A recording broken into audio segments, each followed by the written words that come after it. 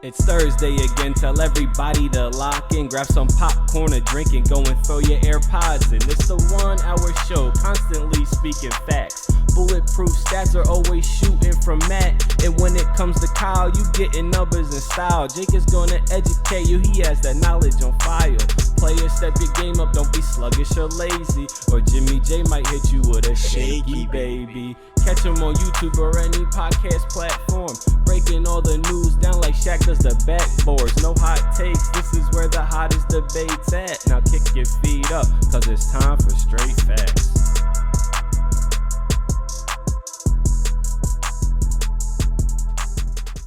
What's going on, y'all? Welcome back to Straight Facts, a sports show that educates and entertains, brought to you by the Up On Game Presents Network. You know what I'm about to say. Make sure you guys are following and liking and subscribing to them on all their content pages, Instagram, Twitter, YouTube, Apple Podcasts, Spotify, wherever you get your podcasts. These guys are all over it, and they feature one of the best podcasts you're listening to right now, Straight Facts Podcast. So I'm with my guys, Jake Galley, Stat Matt Robinson. Guys, Stat Matt doesn't get heated often.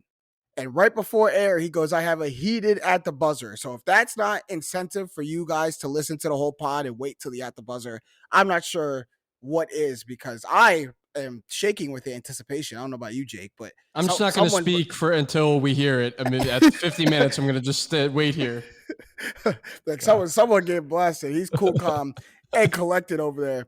I can't wait for it. But this is the Offseason episode 3, right? So as y'all know, in the offseason, we're putting down the stats, putting down most of the stats and the facts, and joining in those larger, big narrative debates that everyone seems to be loving so much. So the one that we heard throughout this week, and we kind of latched on to, we want to put our own spin on it, is post-draft, post-big wave of NFL free agency. A lot of cards got shuffled in the deck and teams look new. So people wanted to reassess who has the best young core in the NFL. And I think that's a great debate because like we kind of see the next wave coming, right? The Aaron Rodgers and the Tom Brady's and the Drew Breeses are on their way out. And the Josh Allen's, Patrick Mahomes and young company is on the way in. But it's not just about quarterbacks. This is about the entire team on both sides of the ball. And we've identified just 4 teams, not the top 4 teams, but 4 teams that we think have really good young cores to move forward. So why don't we get it started? We'll get it started hot. And that's the Denver Broncos. So we know that the Broncos made that big trade for Russell Wilson. That's not really part of a young core, right? But they're under 26 guys all over. It's pretty great. Starts with Javonte Williams and Jerry Jeudy and KJ Hamler. But then you have Draymond Jones, Bradley Chubb, Patrick Surtain II, Nick Bonito, Albert O, and so many guys going down the list that you start to look at Denver's roster and you say outside of Russell Wilson, they should be good for the next 5 to 10, right? Even including Russell Wilson. I mean, like that's the true. Quarterback position is... He ain't old. Yeah, the quarterback position is one that you can really kind of get long in the tooth and still be able to put up numbers as Tom Brady has shown. That being said, I believe looking down our list, this is the only team that does not have a quarterback included in the young core. That being said, you start to look around the talent rooms, man, they've got some faces. Javonte Williams, a ton of like a missed tackle forcing machine. Jerry Jeudy, you can't stick near him. KJ Hamler's a good slot guy. And they've got some young guys on the offensive line too, where like, and that's just the offensive side of the ball. The only downside to this young core is they're probably going to need to use their youth to get through and get to the winning days. You look around the rest of the division, and there's a lot of like kind of like senior top of the league type talent where, you know, maybe in 2-3 years, those teams, they won't be as good as they are now. And it'll give the Denver young core some time to grow. But like, I think if I'm a Denver fan, if you look at like a 5-year outlook for all the teams in that division. Yeah, it looks good for you. And, I don't know. Jake, that's my point. In the inverse of yours. Like I see it as a silver lining for the Denver Broncos. I look at the division now and I say like, can I really realistically go toe to toe with the likes of, you know, Patrick Mahomes and company, Derek Carr and company, Justin Herbert, they might be able to Justin Herbert and company. Y'all know how I feel about the Chargers. They're no leapfrogging the Broncos right now. But can I really go toe-to-toe with these star-studded teams right now? Maybe not. But I have youth on my side. Like, those guys aren't old. Like, those guys are going to be here to stay. But I'm younger than all of them as a team. So when their stars start to move on, when their core starts to break up and go their separate ways, hopefully that's when the Broncos core is hitting its stride. And what I think the Broncos have going for them that not many teams have when you talk about a young core is it's spread out on both sides of the ball.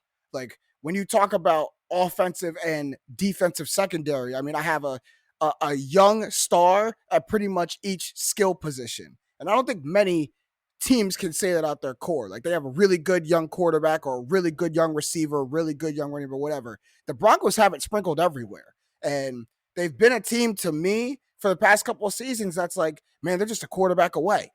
Like, man, they're just a quarterback away to pull all this young talent together. And now they got it. And like, we'll see. But in terms of just a young core, they're one of the tops of the NFL to me. They were 0-5 last year in one-score games. That's young. That's being a young team. That's one, that's being a young team. That's two, that's not having a quarterback to close. That's true. And that's what Russell Wilson brings to them. So Denver is a good young core. They don't have any, like, of the teams that are coming up, I think there's some really great names. There's nobody I'd say is like a top 3 in their position, arguably, in their young core. But they're a solid young core, and now they have the Hall of Fame quarterback coming in, and let's just say I'm glad the Eagles aren't in the AFC West.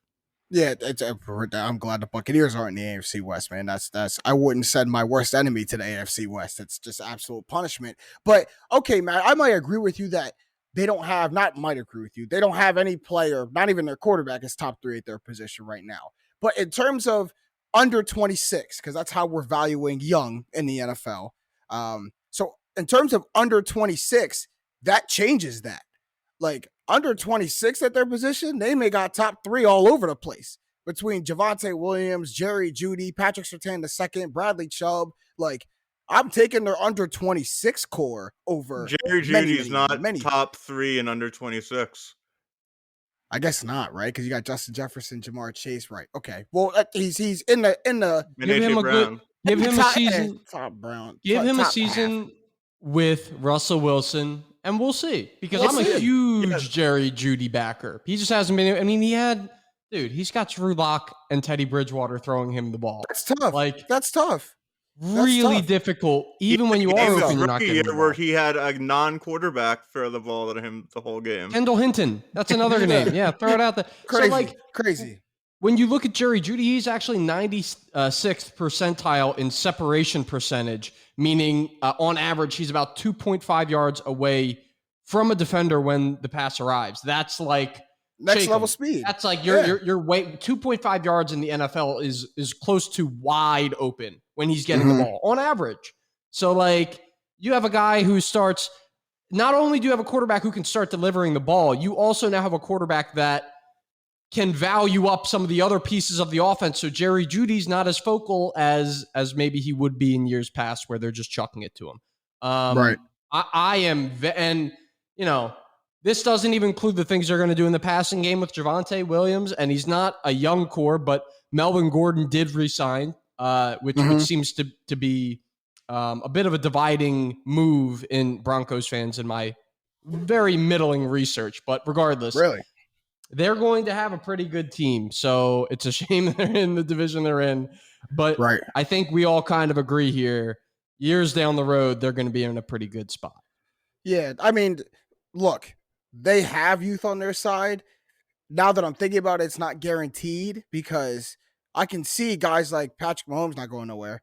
Derek Carr and Devontae Adams, if they hit this year, I could see that not going anywhere. Justin Herbert's not going anywhere. So they better continue on the upward trajectory because the AFC West might be the best division for the next like 5 to 10 years in football. Like it might just be the standard for good divisions. But this is how I want to end every team. This would be a good debate for us. Of this under 26 core, who's the top player?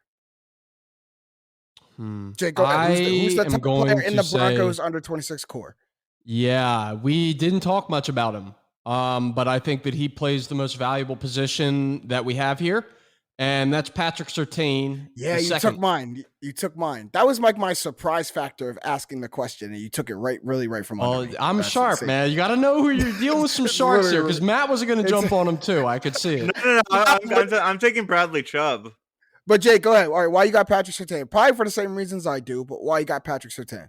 I stumbled across this article. Man, his stats from last year, like Ridiculous. the next gen stats, are pretty crazy. Like when you look at catch rate allowed below expectation, kind of a goofy stat. Minus 6.1% targeted, expected points added, minus 21.8%. So now we're really delving into those facts that we like to kind of break down here. But as a whole, passing by 59.9 passer rating allowed, like this is a guy you set it and forget it type cornerback, and not a ton of them exist in today's NFL. Mhm. He's one of the premier ones. And, you pair him with Justin Simmons, who's also roaming around back there. They've got a very dangerous defensive backfield.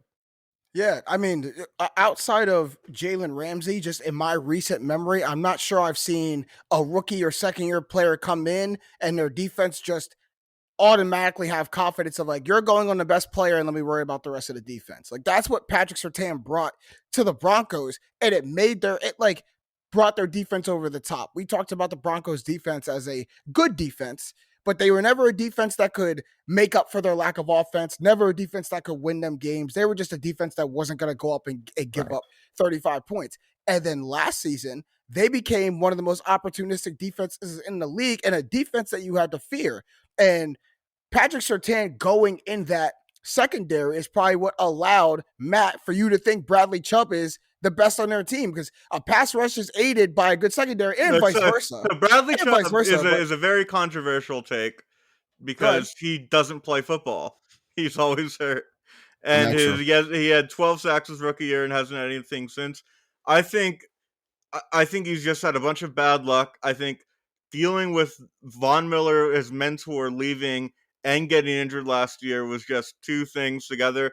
I think an all rejuvenated offseason, I can get this together. We have a contending team now. I think he has 14, 15 sacks. I think it's a comeback year for Bradley Chubb. And I think pass rushers are more important than cornerbacks by a smidgen. By a smidgen.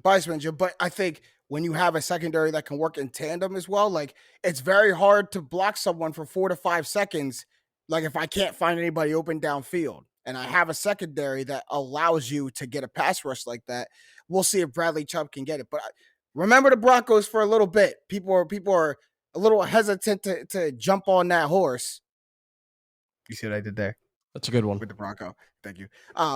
But the Broncos are a very good young core that are going to wreak havoc for years to come. We're moving on because this one's pretty obvious. And we could have started with this, but I'm glad that we didn't. But the Cincinnati Bengals, a team who gets a lot of airtime on this podcast. So I'm sure that people aren't too surprised that we come to them, but we can't leave them out of this young core thing. You know about Joe Burrow, you know about Jamar Chase, you know about T. Higgins, but then you go and get into Joe Mixon, Logan Wilson, Jesse Bates, Evan McPherson. Like when I'm talking about a kicker and your young core, you're really doing something right now. Because that boy Evan McPherson is good. I like him. But the Cincinnati Bengals young core, if you didn't realize that they have maybe the best young core in the NFL, then you just didn't watch football all last season. This is a young core that rode all the way to the Super Bowl. And I think everyone can realize that's not a flash in the pan. Like they may not repeat as AFC champions, but they're not regressing back down to a middling team. This is a team whose young core is ready to perform now, and they showed it. And good for them.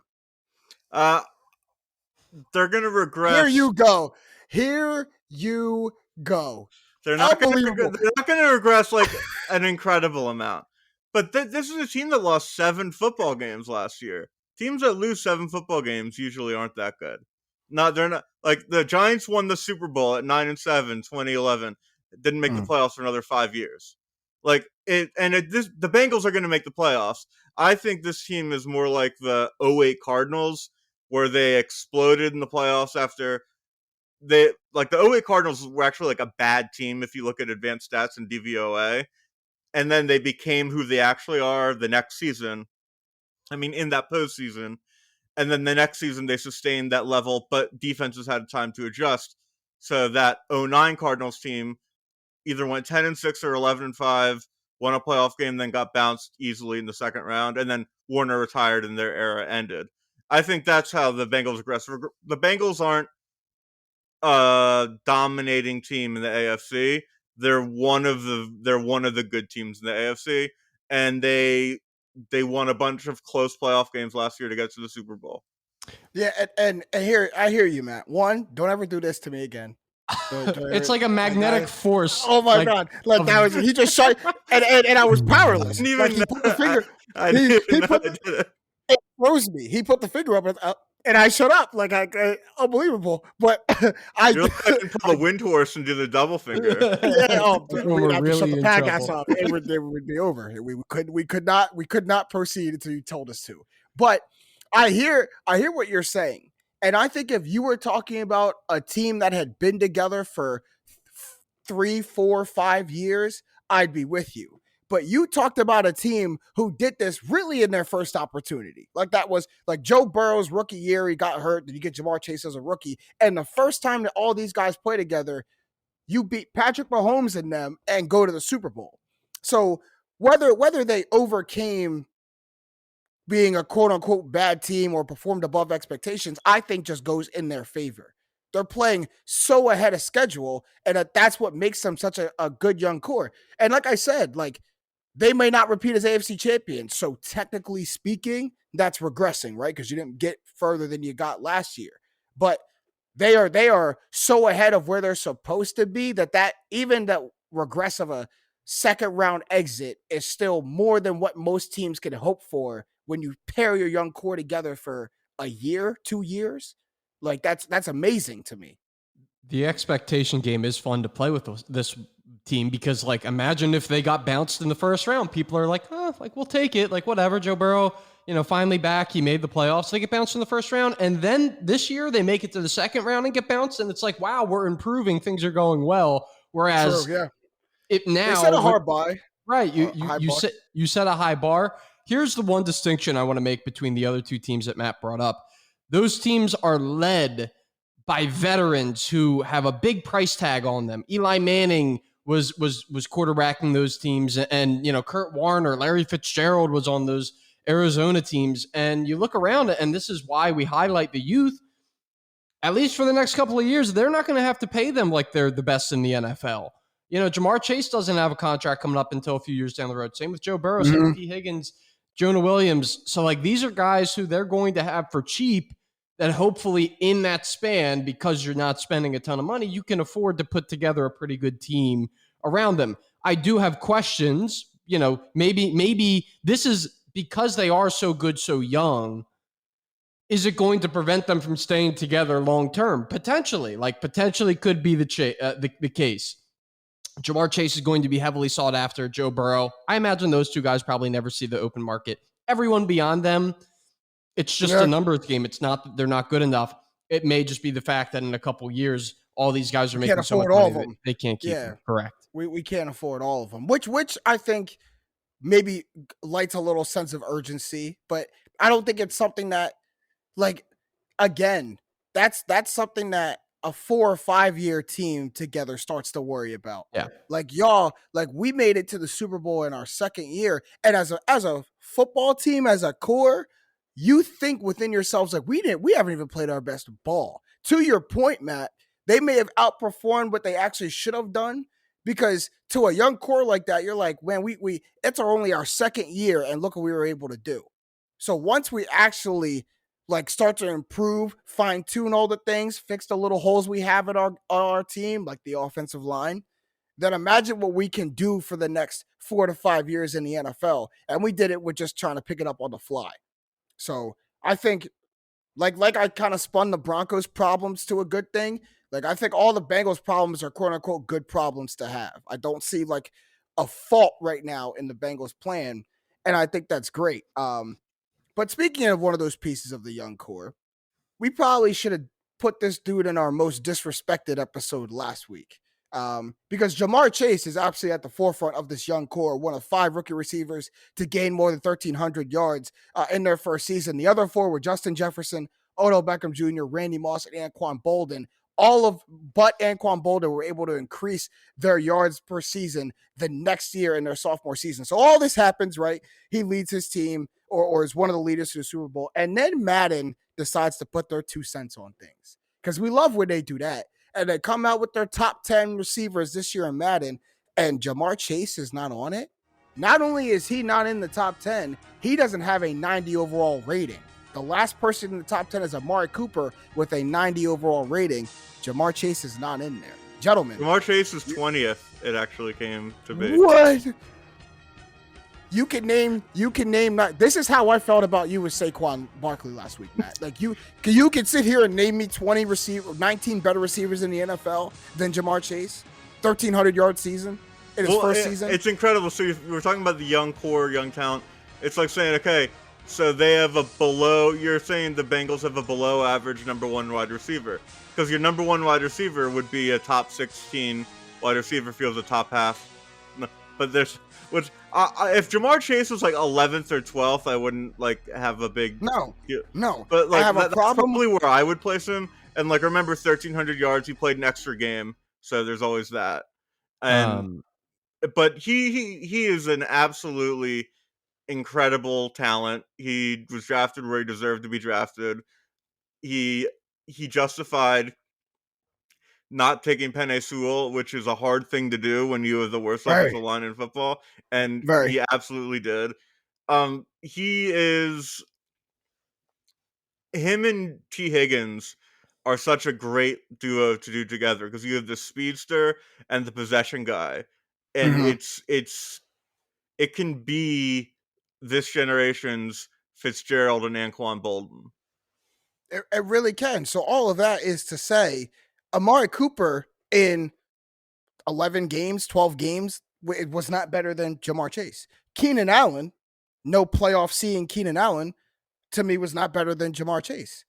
Terry McLaurin, 5-win Terry McLaurin, was not better than Jamar Chase. These are just simple facts to me. They are legit You're simple going to get Matt V signal and he'll automatically pop on the pod. That's fine. He'll pop on the pod. And Matt V talks about a lot on Twitter. This is one thing I didn't hear him be very loud about, that Terry McLaurin popped in that top 10. I didn't hear him be very loud about that. You're quiet on that one. There are also like worse names than Amari Cooper. Like how you like Brandon Cooks ranked above our guy Jamar Chase, or Jake, he was on the Texans last year. That makes 0 sense. That makes 0 sense to me. Tyler Lockett, who was on the Seahawks, didn't have the best year, or the Seahawks did not have the best year, still ranked. He's actually ranked above DK Metcalf, which is a little crazy to me. So they're drunk. DK didn't have a good year last year. But and here's the thing. Here's what I don't want to do.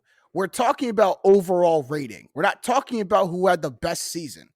I don't care if DK didn't have the best season. Are you going to sit here and tell me that Tyler Lockett is a better overall receiver in the last year than DK Metcalf? No. Yes. No, Matt. And that's putting too much stock in stats. That really is putting too much stock in numbers. Russell Wilson is a Hall of Fame quarterback, and he decided that throwing to Tyler Lockett was a better choice than throwing to DK Metcalf. No, because he was open more because the coverage is slanted towards DK Metcalf because he's a freight train of a human. Matt, and this isn't even what we're supposed to be talking about, but there's no argument for Tyler Lockett being better than DK Metcalf. And I really like Tyler Lockett. I think he plays one of the coolest and best roles in the NFL, but he's not a better receiver overall than DK Metcalf. The dude is my height. Higher than Jamar Chase is just so incredible. Like that's the debate. Tyler Lockett, Jamar Chase. It's like, oh no, you're in the wrong place, son. You're a higher floor. Exactly. So why are you here in the pit? Why are you here in general admission? Don't you belong in the suites? So why are you here with these people? So see, usually when Madden slights someone in ratings, I can find an angle to blame it on the Madden rating people being Cowboys fans, but I haven't been able to find an angle yet, and I'm disappointed Keep digging, in Matt. myself. This is important work. It's there. Keep It's digging. there. It's there. Do the Lord's work, stat Matt. We know we know this is what you do well. Moving on.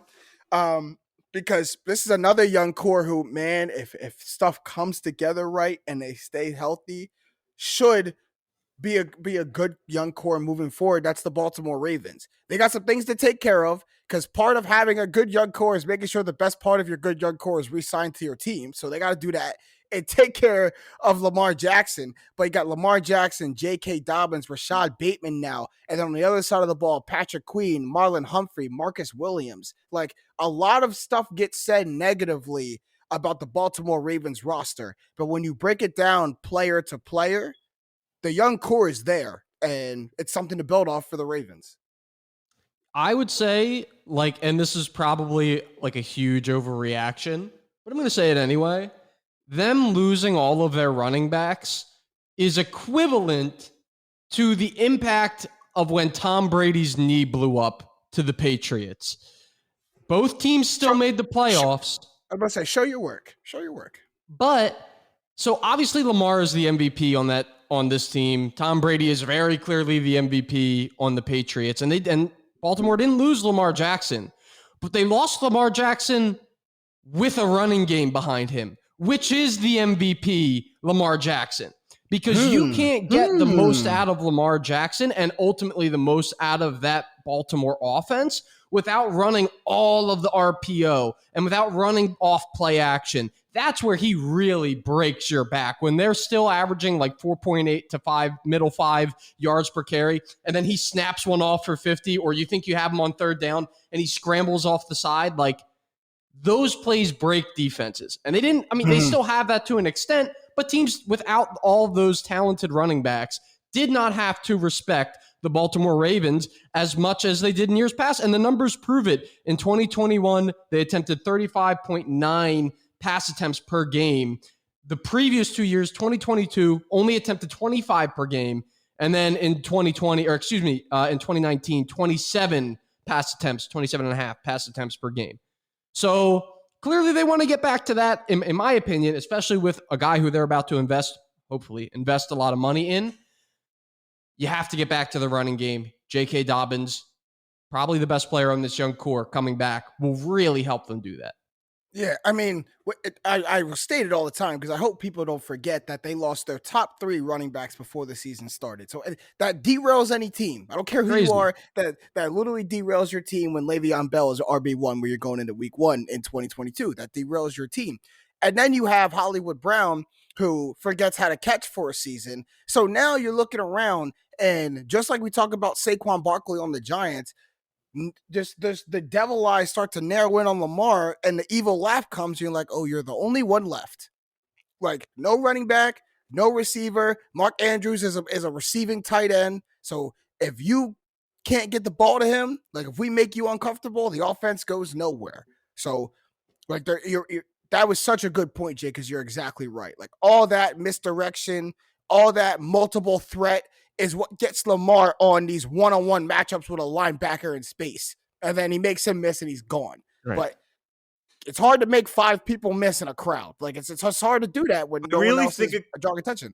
I really think it comes down to the fact that the Ravens haven't had a good enough receiver for Lamar Jackson.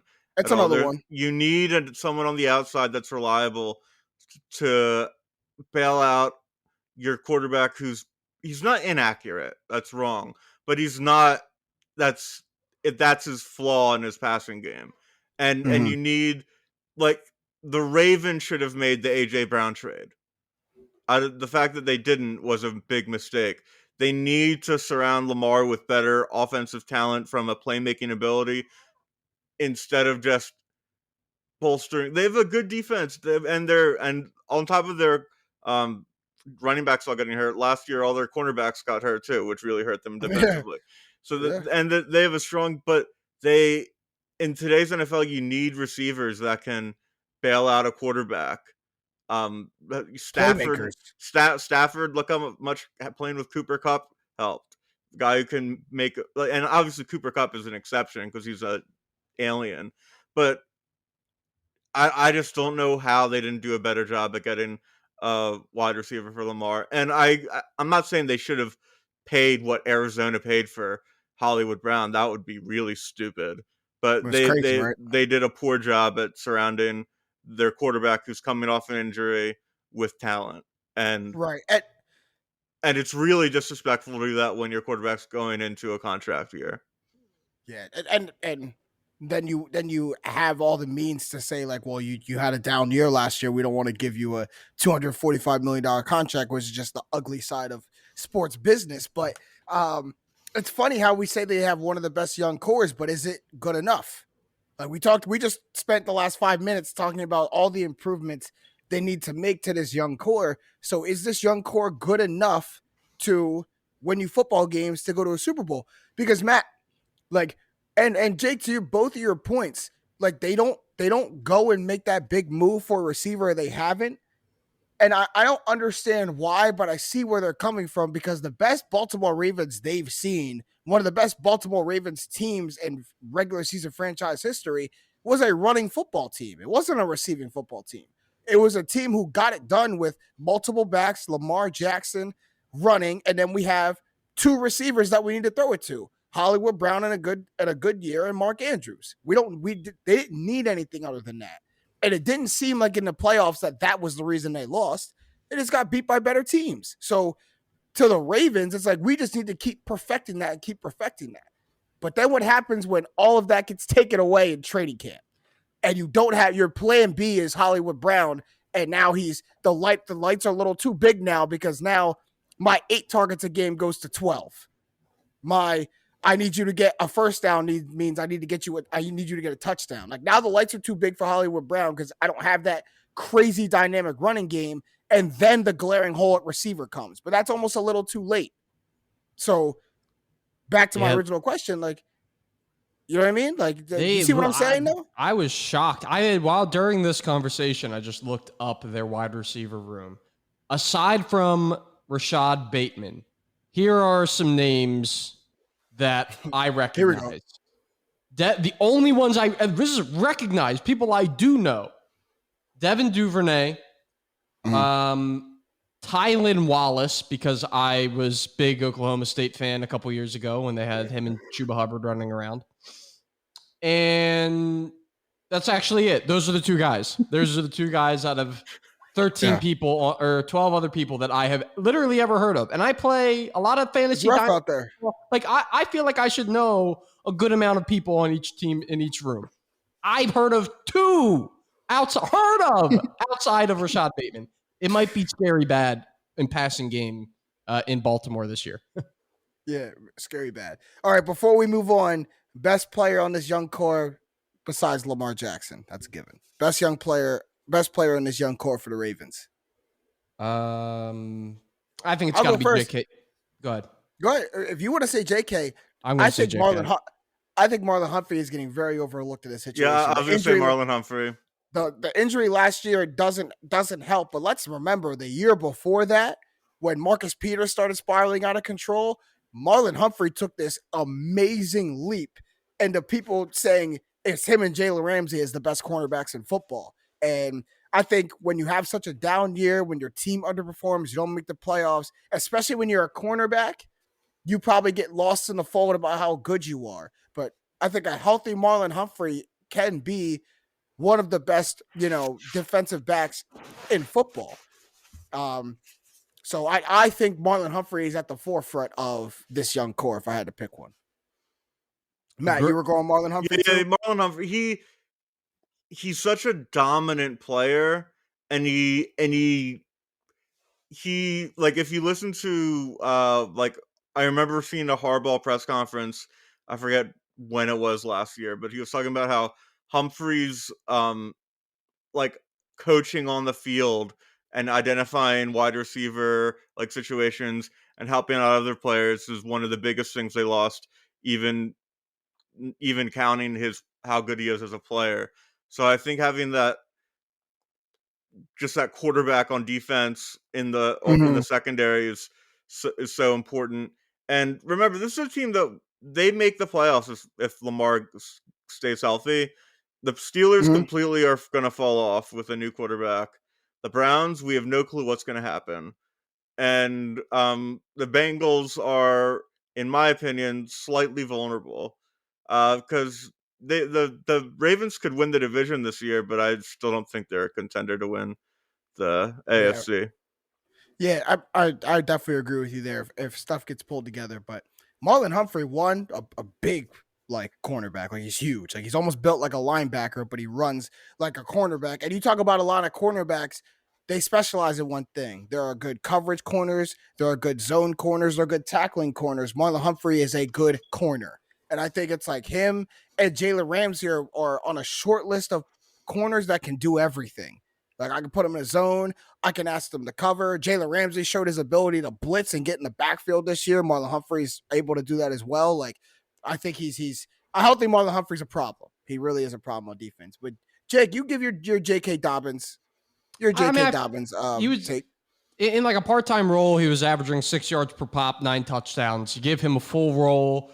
You make him the feature back. And I just think offensively, Marlon Humphrey is great, but he also has Owe on the defensive line as well as Calais Campbell doing some work for him. He's got Patrick Queen who's all over the field. So, and then not to say that Dobbins doesn't have teammates as well that are helping him. I just think that he is more centrally important to what they do compared to some of the other guys, but it's really kind of hard to match like quantify offense versus defense sometimes. Defense, so right. If I had to choose a defensive player, it would 100% be Marlon Humphrey. How about, that's where I stand there. That's good. Right. I think there's a noticeable gap between him and Patrick Queen. What really sucks for J.K. Dobbins is his breakout. This was going to be his breakout season. I think everyone saw it coming too. Like J.K. Dobbins is about to hit the scene now in that full-time role, and then he tears his ACL. Like he doesn't just get hurt. Like he really it was either his ACL or his Achilles, right? He tore one of them. And it's just like that couldn't have happened at a worse time for a young man who's about to enter a dynamic running offense with the best running quarterback in NFL history. Like this is the time to do it. Like that really just sucks. It sucks. Just really quick before we move on. If he had stayed healthy for his so far in his career, people would talk about him like he's Jonathan Taylor. Same way that people talk about Jonathan Taylor. He might have been last year's Jonathan Taylor. Like it might have been like that might have been J.K. Dobbins. And I'm so serious about that. That very easily could have been J.K. Dobbins. But hopefully he comes back healthy and we'll see what that Ravens offense can do. The last one. Here y'all go. The last one for the best young core in the NFL. I can't even, hard to deny it. What them Philadelphia Eagles are starting to brew over there in Philly. I mean, the draft picks alone, Jordan Davis and Nakobe Dean. But then you go all over the football field. Quarterback Jalen Hurts, wide receivers Devontae Smith, A.J. Brown, running back Miles Sanders, defensive end Josh Sweat. And that's not even talking about the all-stars you guys got that are old. That's not even talking about the Fletcher Cox and the Darius Slays of the world. Like that's and the Dallas Goddards of the world. Goddard's which, by the way, old Dallas, now? Wait, is Dallas Goddard's under 26 too, isn't he? I think he's like 28. Is he? Okay. He's a young. I'm looking it up. He is 27, yeah. 27. Okay, just missed it. For all intents and purposes, you can put Dallas Goedert in this young core too, because he spent the first couple of seasons kind of behind Zach Ertz. He's only been in a full-time role for 2 years, right? A year and a half even. So, yeah, that's fair to say. So I might put him in this role too, but man, I think you guys might contend with the Bengals after looking at this list at the best young core in the NFL. So take y'all moment. Go ahead and talk y'all stuff. You better take this moment because I don't do this often. So you better take this moment to talk your stuff. I love Jalen Hurts as a person. I'm really nervous we're wasting this talent around him on a quarterback who's just really tough place to start. That's a really tough place to start. It's honestly where I stand. Like I would I be shocked if he became like a you should have went first, Jake. top 12 quarterback. It wouldn't shock me, but this is a big prove it year for Jalen Hurts. I was a big proponent of trading for Russell Wilson in the offseason. That didn't happen. I really like our offseason. I'm not it's the best offseason in the NFL. Yeah, after this offseason and this season, we'll know for sure if Jalen Hurts is the guy or not. I'm just worried that by the time we gave the extension to AJ Brown, but by the time new contracts come, finding the quarterback that is the guy that can win with this will be a difficult task. My I really hope I'm wrong. I mean, I have an unpopular opinion about Jalen Hurts. Like, what is he expected to do? Because everyone's talking about Jalen Hurts has to prove it this year. Jalen Hurts has to go out and be the guy. Does he? Or does he just not have to be in the way? I'm serious. You have playmakers all over both sides of the ball. You had the best running game in the NFL last season with a guy in Miles Sanders who's not even a top end running back, in my opinion, and you still were the best running football team in the league. So then you solidify your offensive line, you get healthy again. You go and get the best wide receiver on the market. You go and pick up one of the best cornerbacks on the market. You have the best draft class coming in. What? Jalen Hurts does not have to go and spin for 5,500 yards and 35 touchdowns, y'all. And I think the thinking that he has to do it is going to blind Eagles fans of the great job he can do at managing the football game. And that he can do. With Nick Saban stocking him, that he absolutely can do. He's used to being on a team where I just got to not turn the ball over and these dogs will take care of the rest. I 100% believe Jalen Hurts can do that. I don't think he has to do much more than that. I really don't. Yeah, it's funny. What's so funny about this is literally the parallels between, there's one other guy in terms of situation that I parallel his current setup to. And we talked about him last week, and Jalen Hurts knows him pretty well personally. Mr. Tua T over there in Miami. All Tua needs to do is get the ball in the hands of the good players. And don't turn it over. That's all you do. So that's all you do. I do agree with you in the sense that, like, the bar that he has to jump over to do enough, whatever that enough might be, is pretty low considering all of the weapons that he has. Now, if for whatever reason they underperform, I think a lot of that, ultimately, fair or not, will come back to Jalen Hurts and a referendum on his play. So I agree with Matt in the sense that this team will ultimately, at the very, down the road, we're not talking about winning division. I'm not talking about making the playoffs. I'm talking about making the Super Bowl, making a championship game, going on a deep run. You cannot do that without a quarterback who is playing at an elite level, or at least like 2 units of your team need to be elite in the NFL for you to, and the quarterback can't be making a negative. So I think the Eagles could be either of those. Like, I truly am, as naive as I am, like, Jalen Hurts, why can't he be 70 to 80% of what Lamar produces but produces? What is the end result of that offense? A run heavy, play action, a ton of weapons. Well, unlike the Ravens, a ton of weapons around Jalen Hurts. Like, theoretically, that's enough to win like 10, 11 games. They were the number one run team in the league last year. Running the football, yards per carry. Granted, they didn't do it a whole lot in the beginning of the year. But like that as in and of itself should be enough. So fingers crossed. I am very optimistic about this Eagles season. Well, to your point, I think if your quarterback isn't above average and you're going to the Super Bowl or you're winning championships, not only like the other factors of your team weren't elite, they're historic. Like the only teams that I've seen where their quarterback isn't above average and they win Super Bowls and it's really your defense, have historic defenses, like historic running games, historic X, Y, and Z. I don't think Jalen Hurts is below average. I think he's going to be right in that middle pack. He's going to be playing cards with Kirk Cousins and Baker Mayfield and them, right in that middle.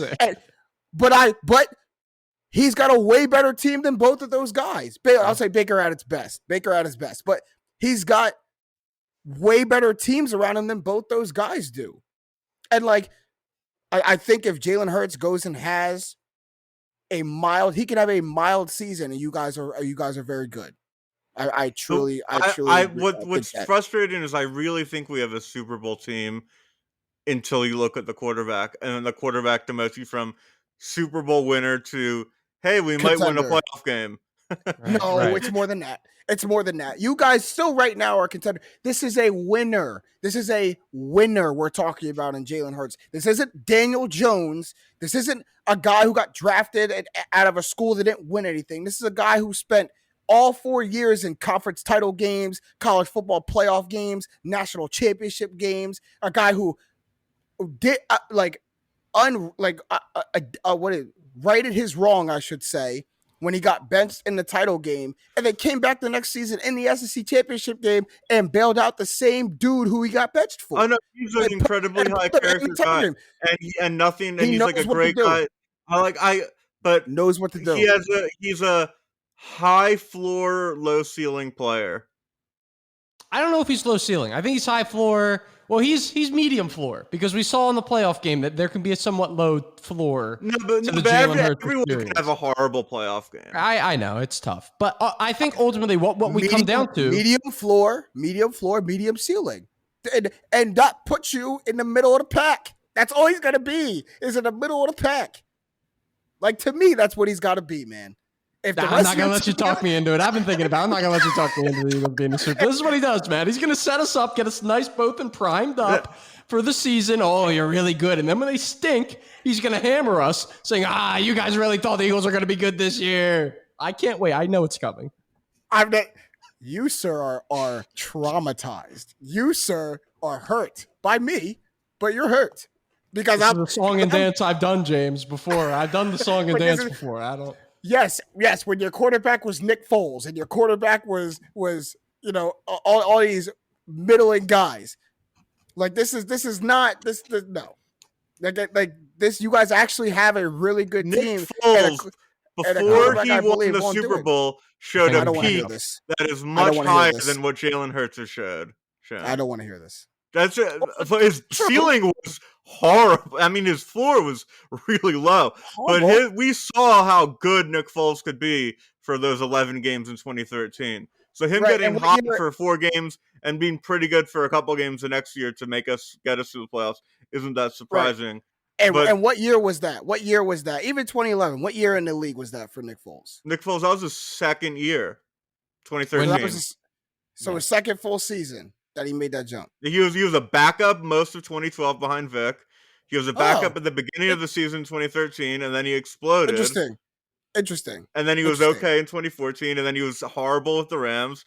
Then he came back, and then he got hot for 4 games in the playoffs. Okay, I don't need the career of Nick Foles. But so interesting. So he starts as a backup, goes in middle of the season, does okay, then comes back the next season and does pretty well. That's what you're saying? You gotta sprint really hard to meld these two together. An historically great season.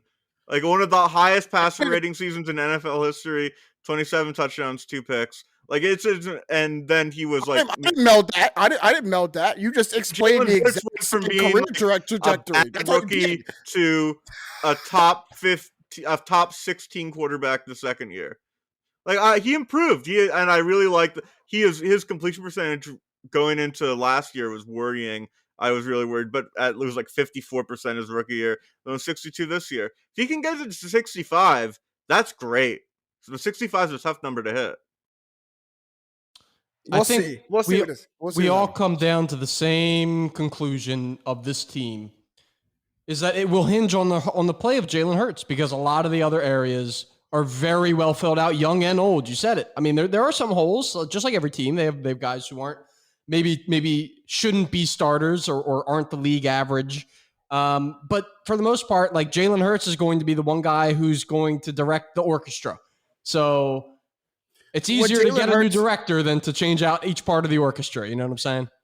What Jalen Hurts will never do is bail you out of everything that's gone wrong. If a play completely breaks down, he's not going to be the person to make on a play-to-play basis or an above average basis. You know, more often than not, he's not going to make that play that brings the house down.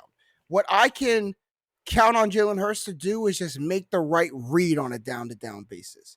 What he's supposed to do, where the ball's supposed to be, where people are supposed to be, the flow of the offense. He's so smart and studies that so much that I feel like that's going to be the thing he makes sure happens. Like, I'm going to do the right thing on this play? Will it always be spectacular? Like sometimes you need the quarterback to go off script and make the spectacular play. I don't think you could bank on Jalen Hurts doing that. But what was he supposed to do on that play? Because that's probably what he's going to do. I can bank on him doing that.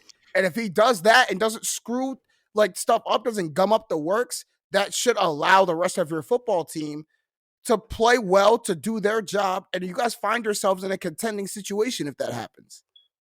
Not for the NFC title. Well, no, because you'll probably run into the Buccaneers, and then No, but like you can't. I don't We've think you now can get to the NFC title. I think you can go 11-6 and win a game and then lose in the divisional round. I think that's and that's not a bad season. But I was going to say, like, and only you guys would be upset about that. Only you. But the thing is, you have the talent about that. Outside of the quarterback. You have the talent to go to the Super Bowl, so it'll be very frustrating. Right? Because you'll be able to tangibly see. Right.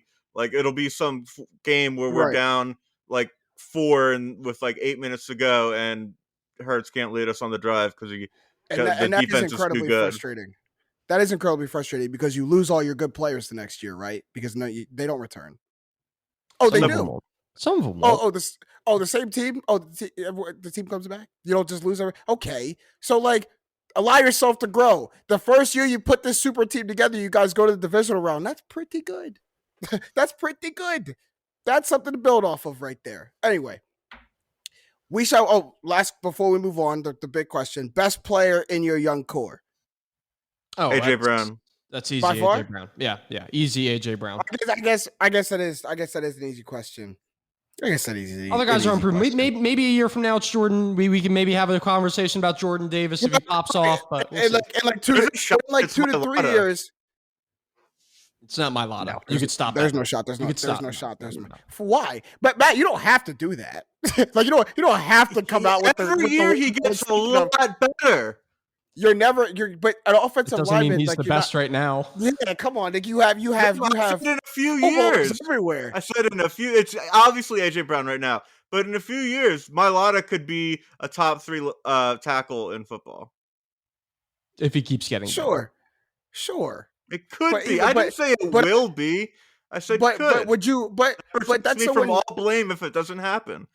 But still, even if he is a top 3 offensive lineman, a top 3 left tackle, I'd rather have, in my opinion, I'd much rather have a top 8 receiver than a top 3 left tackle.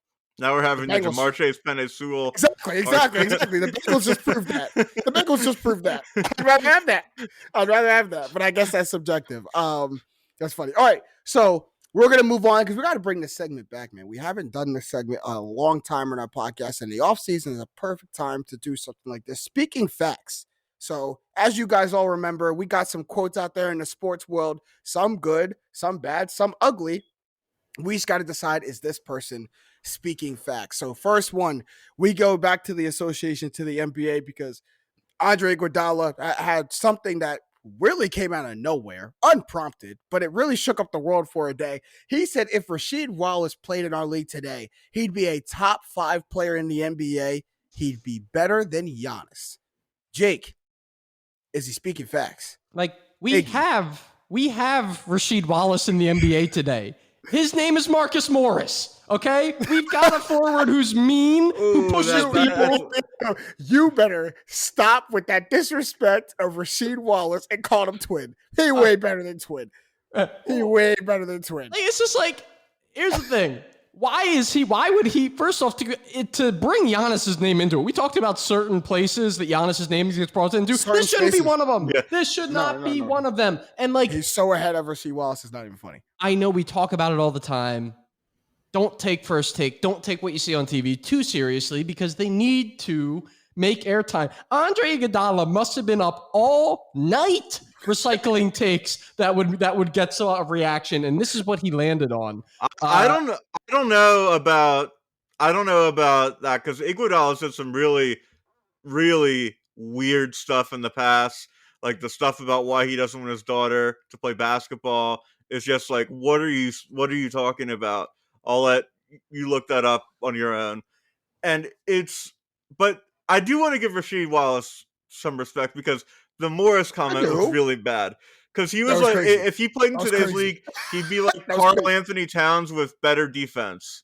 Like, he was that skilled and smart. He led a Blazers team to the Western Conference Finals in 2000 that went 7 games with Shaq and Kobe.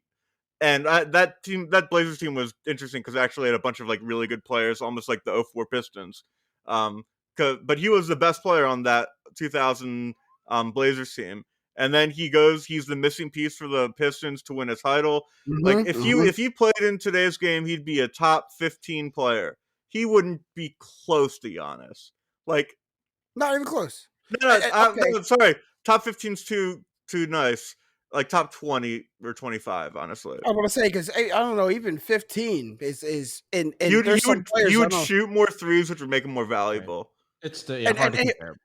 So top 5. I mean, we could really break it down because top 5 is in no order, just to me, like LeBron, KD, Giannis, Luka, and Embiid. That's the 5. The NBA right now. Yeah, Jokic or Embiid, 5, 6, somewhere in like there. That. Yeah, we're getting in there. Anthony Davis, we're getting healthy. Anthony Davis, we're getting somewhere in there. You're telling me Rasheed Wallace is better than people? You're telling me Rasheed Wallace would be on a nightly basis better than he an all-star, top 75, great player. You're telling me that if with a straight face, Iggy, you played against all them people, that Rasheed Wallace would be better on a nightly basis than them 5 people in the NBA? It's just lunacy. Again, congratulations. We clicked on your article. You win.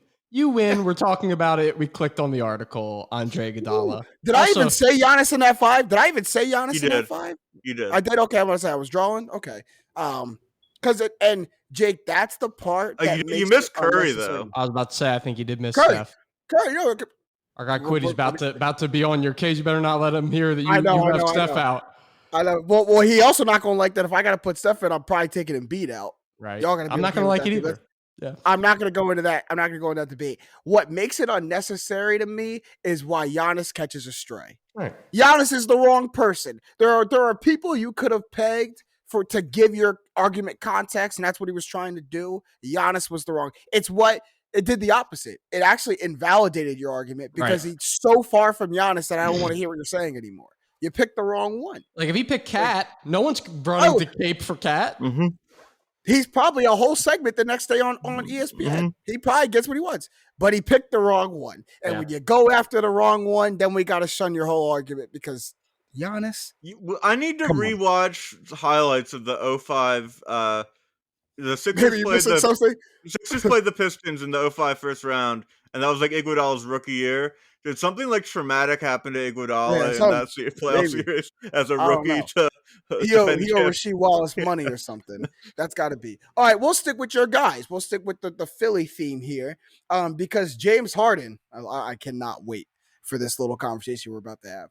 But James Harden came out, what was it, yesterday or the day before, said that he went to Daryl Morey and told him, hey, go sign who we need to sign, give me the leftover pieces, and then doubled down by saying, I want to compete for a championship. That's all that matters to me at this stage. Based on Harden's recent movements of the past year, Jake, is he speaking facts? Yes. Is that all that matters to him?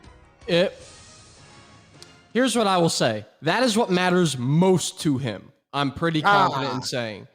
I don't know if it's all that matters. All that matters. Like if the additions that they bring in are suddenly taking away from his point or are suddenly maybe rubbing him the wrong way, maybe there are some other things that matter that James Harden thought might not have mattered in the offseason. But here's what I will say about James Harden taking a pay cut. It is nothing to sneeze at. It's nothing to turn your nose away from and say, oh, well, he should do that. No. Chris Paul had every opportunity. Sorry to catch a stray here, Chris Paul. Watch yourself. Had every opportunity to take a pay cut, to add talent, to make the finals or to get a better team. He didn't do that. Carmelo Anthony, same thing in his prime. A guy who people said only cares about himself. Never did that. Charles Barkley never did that. All of those guys sitting without a ring right now. Sorry. But this Fair is point. James Harden. I don't think wants to be like he clearly is beyond. Him moving to Brooklyn was to me showing like he really at this stage in his career values a championship probably more than anything else. So I'm with him. Like he's okay with not being take every shot bull anymore. He's okay with that. And I'm okay with it too, especially if He he's not actually making the prefers max. that. He actually prefers that, I think. He prefers having someone who is going to do the bulk of the scoring and he facilitates. That's what part of the reason he Agreed. went to Brooklyn. Matt, And- speaking and- facts. Absolutely. People get too like into the fact that James Harden likes to go out to clubs and splash his money around, so that proves he doesn't care about winning. Just because he has like a hobby that's like not like A hobby. a hobby. It's a hobby. That's how else would you describe it? He likes looking at things and he pays Addiction. money to do it. What if his hobby? That is that's so like, great. what That's if he hilarious. spent that money and his hobby instead of that was like collecting antique pianos? No one would care. It's the same thing. Takes up that much of his time. He practices piano, learns how to play, but just because it's going out at night to clubs. But he's never like. There's never been a report about him showing up inebriated to work or anything like that. You've never heard one rumor of that. So that's just what he likes to do, and he's clearly allotted. He looked at his books. Is okay. I have this much money. Okay, I've got 50 million here. That's going to be for clubs, and then I got my life savings. I'm sure that's how it broke down. So Daryl, I can take a $20 million pay cut, $15 million pay cut this year. We're all good. I don't know why phrasing him getting ass shaken in front of him as a hobby is so funny to me. But if you do it with such frequency, it can only be determined a hobby, right? Like if you do it 3 to 4 times a week, if you do it 3 to 4 times a week in your spare time, some people collect jerseys, some people collect cars. James Harden collects ass. Like it's just what he does in his in his free time. But in all seriousness, what I think is noticeable and a little humorous is the 180 view that's been taken on Harden for Sixers fans. And credit to James Harden, because there's something that Philly athletes learn to win the love of the city.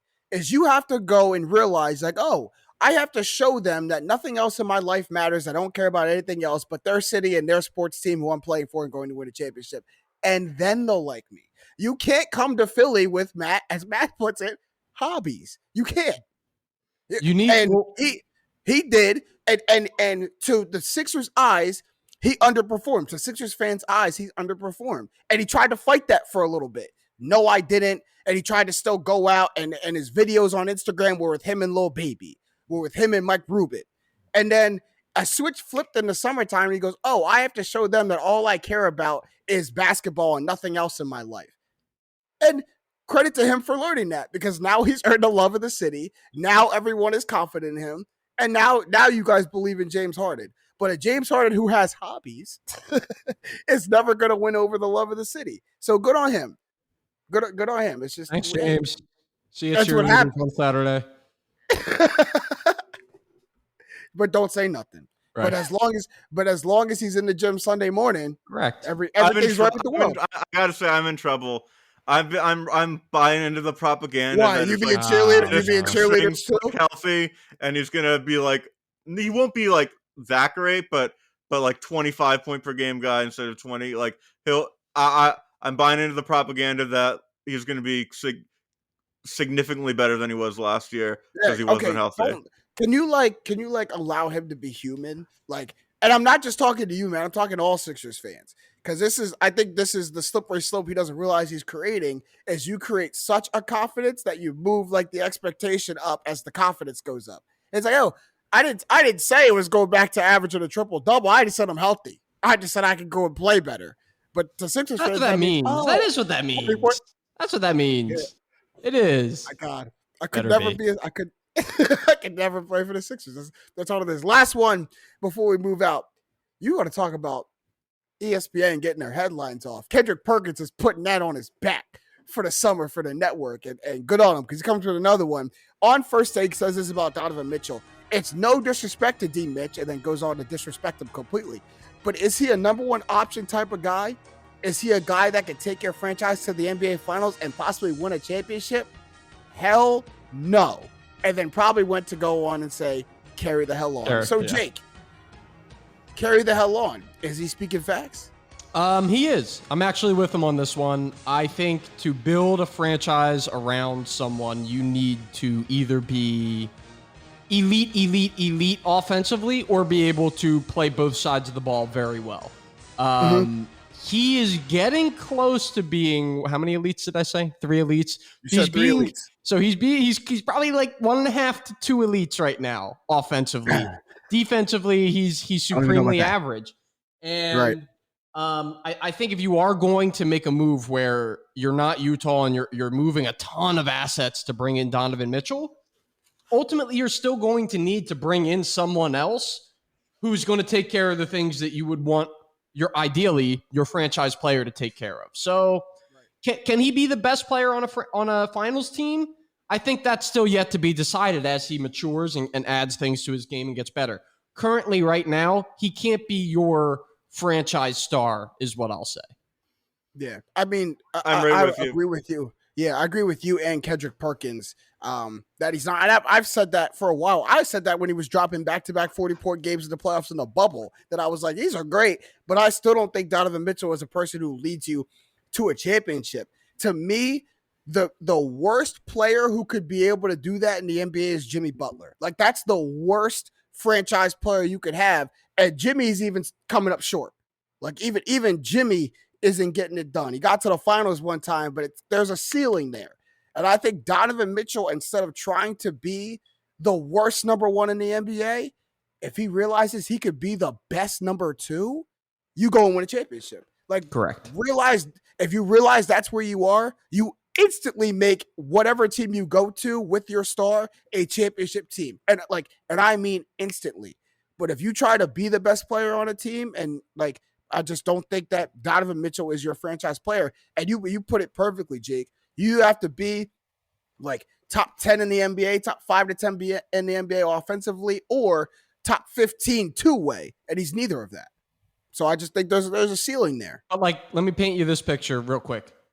So we have Donovan Mitchell and like Jalen Brunson and friends behind door A, or behind door B, you pull some strings and you get a tandem of Kevin Durant and Donovan Mitchell. Now we're talking NBA Finals contenders, as good as any iteration of the Nets in the past couple of years.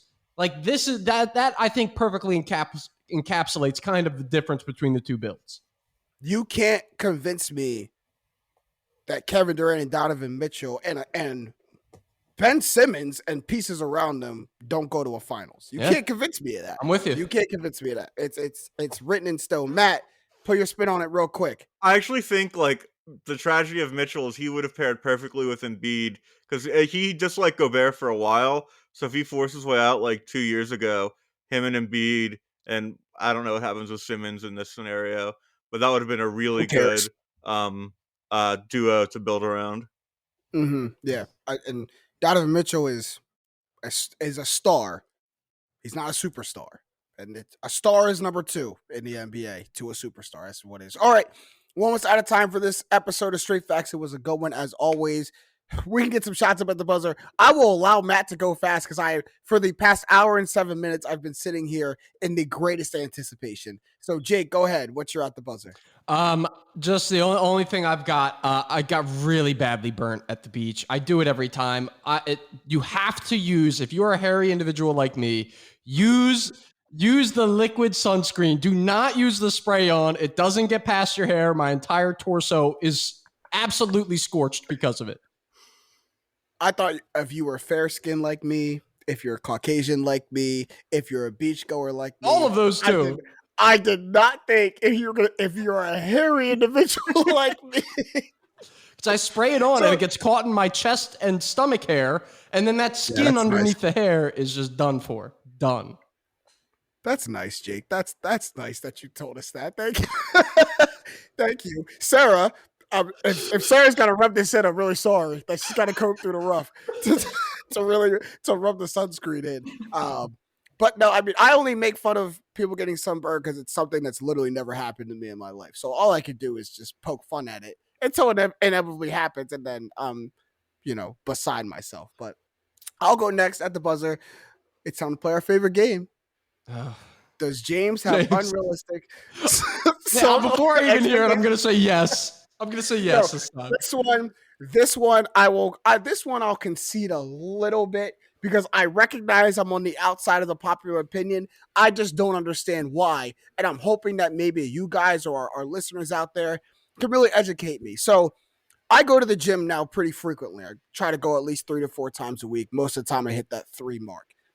I am a frequent gym goer, but I'm not a gym bro. So these little rules and unwritten like bylaws of the gym, I don't get.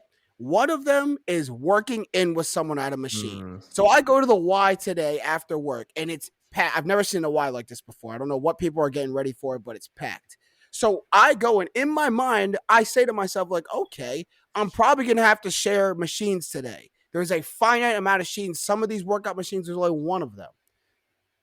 Every time I went and asked someone, yo, man, how many sets you got left? He's like, oh, I just started. So, okay, do you mind if I work in with you? You know the amount of sideways looks I got? One person actually was like, I'd rather not, man. I'd rather just like do it myself. I'm like, what? Like, I don't get that. You don't own the machines. You don't own the gym. Like, your name is not on some VIP wall. There's no banners that hang in here. I don't know who you are. We are both members at this place at the same time. Why is it so far-fetched to like working with someone? I can see that if they've changed the machine. So like, you know, some people like bring a bench over or something, they're not using it for, I can see that. Or I can see if I'm going to change it. If you see I have different weights in my hand than what you're doing, but I'm literally just like, especially on just the machines where you just gotta move the weight, Yeah. the peg weight. Like, bro, like don't be so don't be so arrogant. Let me work in with you for the 3 sets that we got to do, and then we can go about our day. Am I unrealistic in that? Is that an unrealistic? People like to be alone and like to not be bothered. I'll just give this. I don't gotta talk to you, Matt. I don't gotta talk to you. Like the only thing I gotta say is you're good. You're up, and then you can go back to not speaking. I don't want to talk to you either. I just want to work out. Like, you shouldn't be a gatekeeper to this machine. I shouldn't have to ask you permission. If you and a couple friends were shooting hoops on a basket at a gym and like about to play like 21 or whatever, and then like this guy comes in, hey, want to practice my 3-pointer for 20 minutes? Can I do it? No. You say no because you got there first. You know why? Because they changed the game. Now, if we're playing 21 and he comes up with 2 friends, or he comes up by himself and say, hey, can I play 21? Or hey, y'all want to run 2s or run 3s?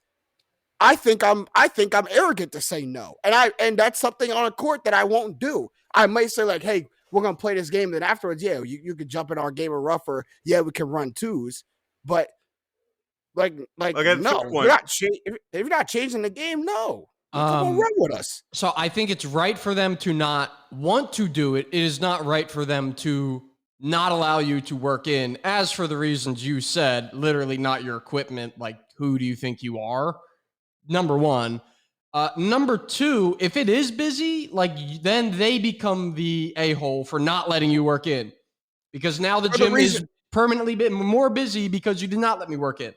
They're the reason for the traffic jam now. Exactly. Now you're the idiot who swerved off the road, and now we all are in a traffic jam just because I gotta sit here and wait for you instead of being efficient in this thing.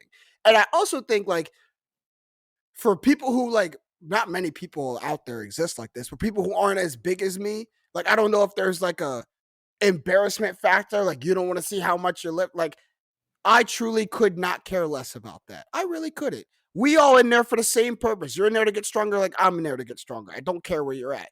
If anything, if you're lifting little weight, I'm like encouraged because I'm like, my man is starting a journey. Like, we all had to start a journey somewhere. My man is starting his. I don't get it. But what I'm learning through all of this is I'm not unreasonable. The world is unreasonable. And I am normal when it comes to the social expectations.